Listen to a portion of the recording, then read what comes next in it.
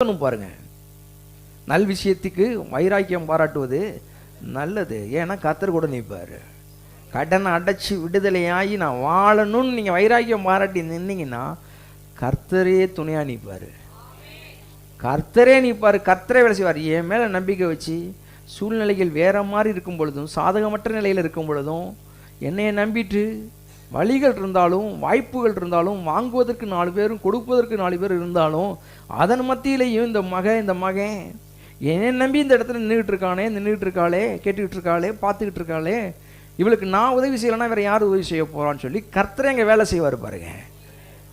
நம்ம கண்களை அவர் மேல் பதிய வச்சிட்டோம்னா போதும், கர்த்தர் காரியங்களை மாறுதலாய் முடிய பண்ணுவார். அதுதாங்க முக்கியமாக இருக்கிறது. அவர் சொல்றாரு, காணப்படுகிறவைகள் அல்ல காணப்படாதவைகளை இல்லை சொல்றாங்க. காணாததை காணப்போகிறேன், இதுவரை பார்த்திராத வாழ்வை பார்க்க போகிறேன்.